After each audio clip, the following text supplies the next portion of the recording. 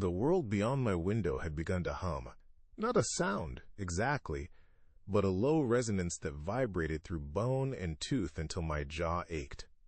The old-growth forest that usually pulsed with greens and browns now shimmered with an unnatural metallic sheen beneath a perpetually overcast sky.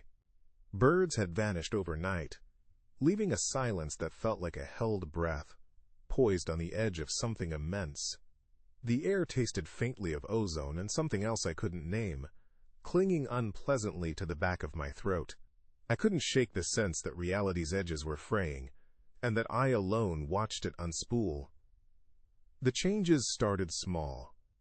Shadows in my peripheral vision moved against the light like ink seeping into still water, refusing to be pinned down.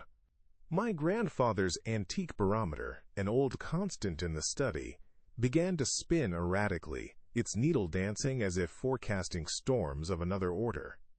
Then came whispers, at first dismissible as wind in the eaves, then coalescing into a rhythmic thrumming, barely audible, like a chorus of leviathans from the deep singing in a tongue not meant for terrestrial ears. The sound seemed to rise from the house's stones and from the earth itself. Every sunrise felt like an intrusion into a dream I hadn't known I was having, each morning leaving me wrong-footed. Sleep fled. Every creak and shadow set my heart hammering against my ribs. Paranoia coiled around my thoughts, a serpent whispering doubts and horrors.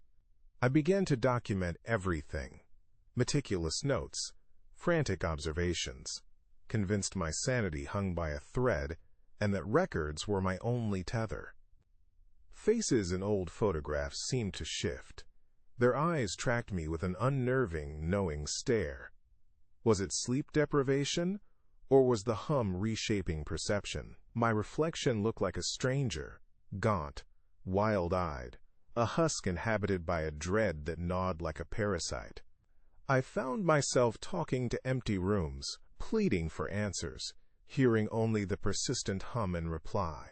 One evening, as the trees' sheen intensified into unbearable iridescence, the whispers stopped entirely. The hum swelled into a pressure, a soundless energy wave that bent light and warped the familiar.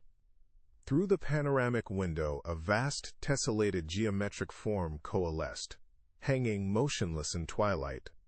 Colossal and impossible, its surface shifted with colors that did not reflect light but contained it, bending it to their will.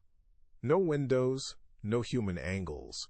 Perfect, horrific symmetry that screamed intelligence beyond comprehension. It felt like an incision into reality, revealing some raw, pulsing truth beneath. It did not speak or move, yet I understood. I was already woven into its tapestry.